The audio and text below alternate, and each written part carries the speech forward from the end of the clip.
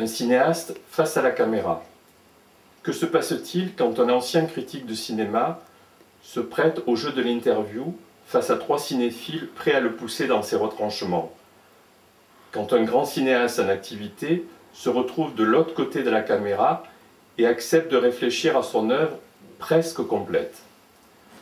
En juillet 1981, François Truffaut, 49 ans, ex-journaliste de cinéma, 21 films à son actif, répond aux questions de Jean Collet et de Jérôme Prieur devant la caméra de José María Berzosa.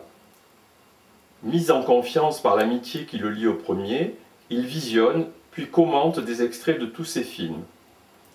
Chemin faisant, il évoque son propre travail avec une lucidité scrupuleuse, comme s'il s'agissait du film d'un autre, explique Collet. Il juge ce qui se passe sur l'écran comme s'il était spectateur, sans se prendre les pieds dans des théories, des idées générales dont le public n'a que faire. Cette magistrale leçon de cinéma consacrée à François Truffaut sera diffusée sur TF1 en 1983, en deux parties.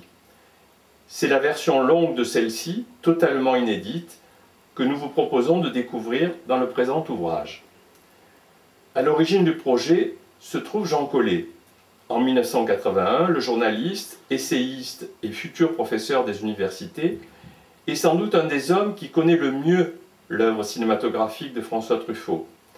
Dès le début des années 60, il lui a consacré de nombreux articles, essais et entretiens, disséminés dans plusieurs publications, des cahiers du cinéma à Télérama. En 1976, il a été le premier à soutenir une thèse de doctorat inspirée par la sémiologie de Roland Barthes, publiée ensuite sous le titre « Le cinéma de François Truffaut » chez l'Herminier 1977.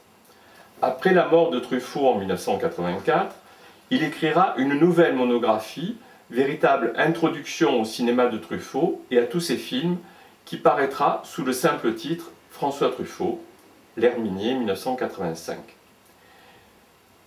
Mais avant de devenir un spécialiste du cinéaste, Collet a été un admirateur de celui qui était alors un journaliste cinéphile. Plus précisément, de cet être qui, dans les années 50, avec ses copains de la bande des cahiers du cinéma, Chabrol, Rivette, Romer, a inventé le rituel journalistique des entretiens avec les cinéastes. Un rituel porté à son point de perfection avec la publication du Cinéma selon Hitchcock, Robert Laffont 1966, nourri par de longs échanges avec le maître du suspense. Ce qui est en question dans ces dialogues, écrira Collet, ce n'est pas un hypothétique message d'Hitchcock, c'est un savoir-faire. Truffaut ne demande jamais « que vouliez-vous dire ?» mais « que vouliez-vous faire ?» et « comment avez-vous fait ?»